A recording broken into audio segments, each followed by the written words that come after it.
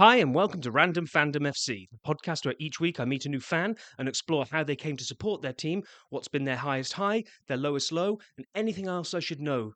We look ahead to their next game and get a prediction, and then next week we'll check in to see if we were a blessing or a curse to the teams that we follow. My name's Rob, an Arsenal fan living in the States, and I'll be your host.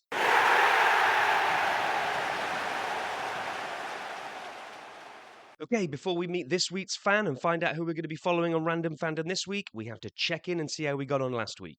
We had Rob on, an Oldham fan, and we were following Oldham as they took on table-topping Barnet at home. We both went for a close 1-0 victory to Oldham. It's a shame to say we were both very wrong, and we've had our biggest defeat in Random Fandom history here when we've been following a team as Oldham went down 3-0. It was all looking so good.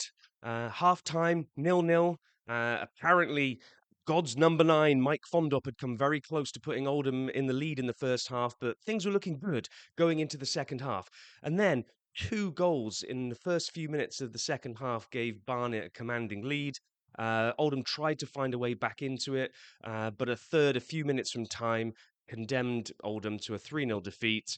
Maybe I should pay a bit more attention to the form guide when I make my predictions, because that was an 8th win from their last 9 for Barnet, while for the Latics, it was the 5th straight game without a win.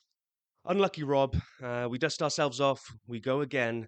Let's find out who I've got on the show this week and which team we're going to be following.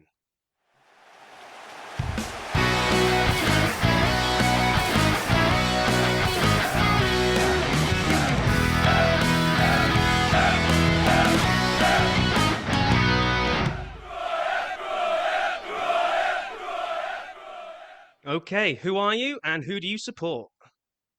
I'm John Evans and I support Liverpool. Liverpool. It was going to happen sooner or later once I started doing a podcast like this, so I will stay impartial, don't you worry.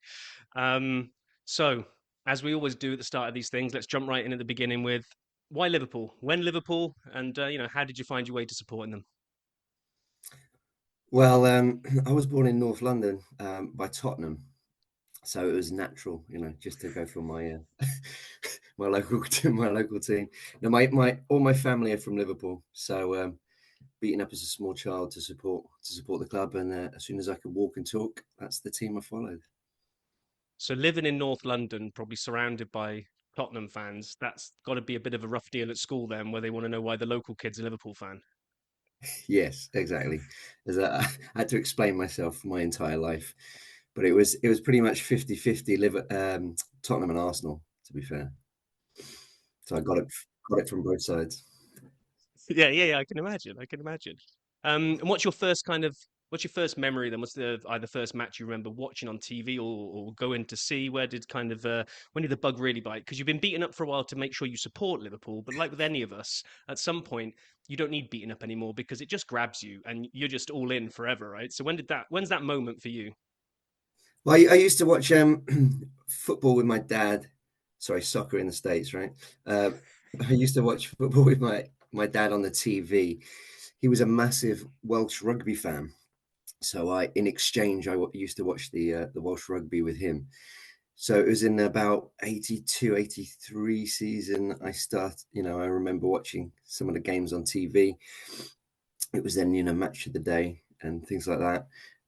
My first live game was QPR when I was 10 years old. So it was 1986. Wow. Okay. 1986. Do you remember how the a game ended? No, bizarrely, I don't. I think we won. I think it was, I don't know, 2-1 or 2-0. I remember the game stands out because I remember John Barnes, he had a throw in right next to me, and I shouted out, "John!" And he looked at me and waved right at me. And Oh, yeah, he became my favorite player immediately. yeah. I was going to say that it's just little things like that, isn't it, that can just really make you just love a team even more, right? So you're basically friends with John Barnes, is what you're saying. They were basically, yeah, but Bezies for sure. Now, it is fair to say, being a fan of Liverpool and really kind of growing into being able to support them in the mid 80s, you were fairly spoilt for success in those early years. I was, yeah. I thought it would never end. I mean, we used to sing, "We're going to win the league" every single season. It was it just took it for granted, and up until 1990, of course, when was the last time we won it for a long, long time. That's where I wanted to, before we sort of hit the lowest lows and highest highs, I just, looking at a team as storied as Liverpool, right, and as having that huge success in the 80s, um, there's no way that if you went back and told me in 1990, I think Arsenal won the league 1991, so you were the reigning champions, Arsenal won it. If you'd have then said that season was going to be the first of a run of 30 years before Liverpool won it again, you'd just think people were insane. There's no way a team as big as Liverpool are not going to bounce back maybe the year after. And then suddenly it's a couple of years, and then it's 3 or 4, and then Sir Alex Ferguson gets all interested with his United team. And like, where did you start thinking? Was there any point where you thought like you didn't wake up and think, well, this will be our year? Did you keep the faith forever, or did you kind of just know this is going to be difficult? No, I kept the faith forever. It's like every year you go in blindly thinking, "Yeah, this is the year," and I mean, it was such a long period to not win anything for Liverpool, when you're used to it. So it's yeah, but every year I thought, this is our year, this is our chance. You convince yourself that a couple of the signings you've seen are basically going to be Ballon d'Or winners, and the couple of the kids that have come from the academy are the next Pelés. And you go in, I think every fan goes in thinking that each year, right? This is it. This is the time. Yeah, it's utter blissful ignorance, isn't it? Yeah. So, like, I mean, it's not like you didn't win anything. We'll get onto that. You won quite a bit in between that. It's just not winning the league. But what's kind of, if you think about it, what's the biggest gut punch or the lowest low of you supporting Liverpool that you kind of think, oh, I never want to go there again, because that was the bit, the pits. Well, I mean, you could take the entire 90s if you if you wanted an era, but if I have to narrow it down, I mean, it has to be, and you are gonna love this, 1989, like the entire league season played out where Liverpool were top and we should have won it. And I hope it's not drawing parallels with this year, but we were far and away, in the lead, could have won the league, and then Arsenal making a remarkable sort of, I think they won like 15 games straight or something to give themselves a chance on the last game of the season, and then they come to Anfield, and they have to win 2-0. So all Liverpool have to do is just lose 1-0, and we've won the league. And we're losing 1-0 in the 89th minute, and into injury time. John Barnes, my favourite player, all he has to do, Dribble for the corner flag, John, and you win the league. Dribble for the corner flag. and I don't know what he was thinking. He crosses the ball in, and yeah, and then my life falls apart. And yeah, I was 13 years old, and not ashamed to say I wept like a baby. Yeah.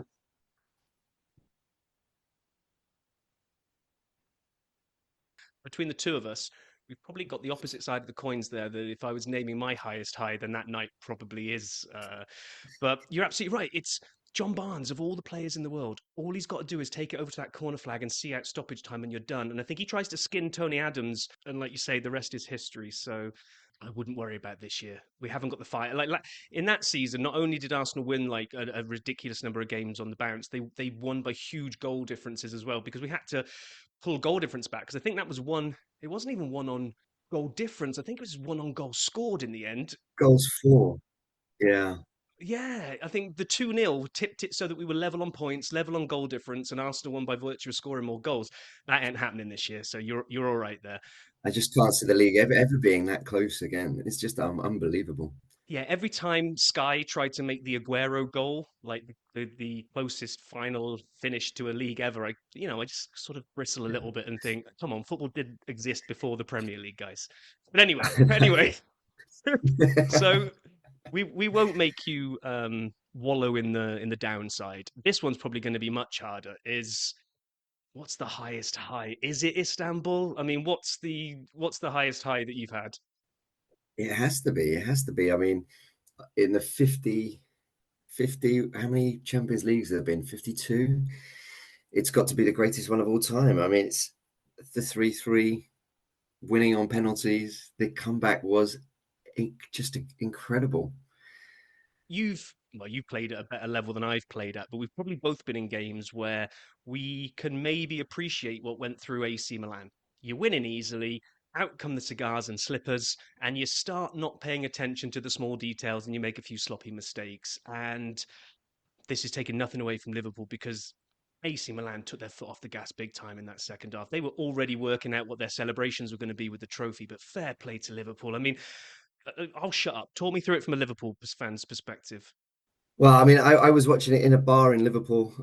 I went to Liverpool University, and we were in the Liverpool Student Union bar, and the place is crazy. But people were dejected. But I just had this feeling at half time that we would come back. It was crazy. I had this belief, and I was jeering everyone around me. I was going, "Don't worry, we're going to come back on this." I just had a great feeling, and when Gerrard's on the field, that hope is always remains because he's such an incredible captain. And when he scored his goal, he would lifted up his hands, and you could feel something starting. You're right, and then Smicer scores, and then we get the penalty, and Alonso puts it away. And the crowd in Istanbul was incredible. My cousin was actually in the crowd, and he said it was energy sapping. Yeah, I mean, it's energy sapping in the student union, to be honest. How much beer got spilt in the student union when the equaliser went in? Almost as much as was drank. It was it was crazy. And then after that, we went into town, and there was town was crazy. Even Everton fans were out celebrating. I think it was they thought it was great for the city, and there was people sitting in trees, on roofs, on the bars. It was just insane. It was the greatest night of my life, bar my daughter being born. So, well, good Yeah. save. My memory's fading a little bit here. When it was level, just before it went to penalties, was it AC Milan that had a great chance? Was it Shevchenko and Yurtsi Dudek pulled off like a ridiculous double save or something? Or have I completely imagined that? No, it was in the extra time. Yeah, Shevchenko basically he shot from 2 inches out, and Dudek he's just got this miracle hand to it, and he starts nodding, like, "Yep." I think he realized we were going to win it too. It was like everything was, you have one of those games where it just everything from half time at least was going for you, and when Carragher told him about Brucey Grobbelaar used to jump up and down like this, and for the penalties, it was so good. It harked back to the 80s, and Grobbelaar with his wobbly legs. yes, it was just so good to watch. Yeah, I mean, I kind of had my money on you picking that one. I'm glad you didn't pick. It's only the FA Cup. It's not as important as the Champions League. I'm just glad you didn't pick the Michael Owen final in Cardiff. That was a bit of a gut punch for me, but It was a dreadful game except for the last 5 minutes. Yeah, I'd say it was got more dreadful in the last 5 minutes. But each to their own. Okay, so that's the highest European high. I haven't done this with other folk too much, but there's just so much in kind of the Liverpool history to go over. Is what about when did you know in the Klopp era that you thought this is it? That first league after 30 years, that had to be pretty sweet as well. but it was strange because we were up against City as we had been, many times before, but we won I think we won our first 15 games straight. It was incredible start, and we just ran away with it. So we were just so far ahead that we just felt like we couldn't be caught. And but then COVID happened before we'd clinched it, and it was like 100-year pandemic happens when when Liverpool are just about to win the league. So we thought it was going to get cancelled. We were like, oh no, you can't take this away. We waited 30 years to win the league, and then you're going to take it off us because COVID happens. But we managed to play on. despite there's no fans there, so you can't cheer on your side winning the league. And then, of course, when we actually clinch it, um, it wasn't us. It was Chelsea beat City, right, to for Liverpool to win the league. And then you celebrate indoors. I had a bottle of wine on my own to celebrate the league, which is bizarre. I zoomed a few friends. Um, so it feels Liverpool fans, I think, feel we need to win it again because we have to celebrate properly. So I don't think it's really been celebrated as it should be. So come on, this year. I mean, again, and I'm the ridiculous eternal optimist, but I don't see two things happening. One, you getting complacent and dropping the points that are needed, and even if you do, I don't see us putting together a run that will punish you for that. Okay, what about them? Because you've been spoilt here as well. What are either one or two of your favourite players ever to grace the shirt? Well, John Barnes, I think would be a good one. There's just been so many.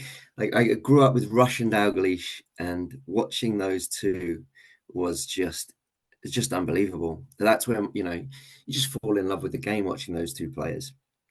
I used to travel up on the train, pay 50p to get into the cop and stand on the cop. You have this you go back to your same place, and I was just right of the goal, um, and used to stand behind the barriers there and used to watch Russian Daglish. Is it just unbelievable? Or Paul Walsh? Do you know Paul Walsh? Do you remember Paul? Was he the Australian? No, no, that was Craig Johnston. Oh yes, Craig Johnson, the guy who invented Predators. Yes. Yeah. So Paul Walsh was a Londoner playing for Liverpool. So I felt okay. This guy gets my struggle. Got you, Yeah. got you.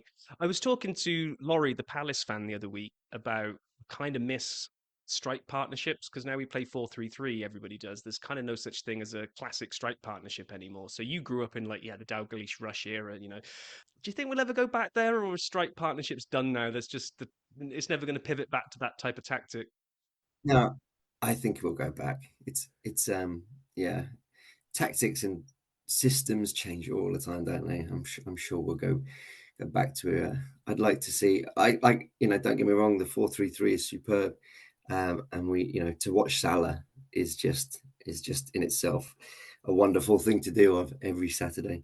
But it's yeah, watching strikers like Rush was superb. I think we'll go back there. Yeah, I hope so. I do miss the classic strike partnership. Um, Okay, so Barnes, you mentioned the strike partnership of Dalglish and Rush. That's quite a while ago, but I'm sure Gerrard's up there on the list as well to take you through the early 2000s as a favourite player. Yeah, I mean, there's just so many to choose from. I mean, yeah, I mean, how can I leave Gerrard out? You're absolutely right. Ridiculous behavior, isn't it? But yeah, so many to choose from. What I was going to ask you on that one is there are certain teams that have certain captains down the years where you can see that they can just their presence and their ability to do something, like you say, get the arms going. It's like it's just an automatic adrenaline rush for the rest of the team. You think a player like Van Dijk is kind of the difference in, say, a Premier League campaign? To get the way that you've ground out some of the wins, they always say that it's a form of champions where you're not playing that well, but you can dig a win out. I think up front you've always got Salah that can do something. At the back you've got Van Dijk kind of plugging the gap. I think it's that type of characteristic that's more important than sometimes than the actual skill levels, so to speak. Yeah, I mean, it's massive having a good captain, but I think Liverpool's success this season is down to the fact that we've got so many players that exhibit that kind of behavior. They're absolutely focused on winning this league. You can tell it through every player. I think they are going to get it over the line sooner rather than later, unfortunately. Okay, so as we look ahead now, then to what's to come, I think next week we'll get you to do a prediction for next week's league game, home against Southampton, which probably is going to be a massacre, but you never know. And before that, you've got midweek draw against Paris.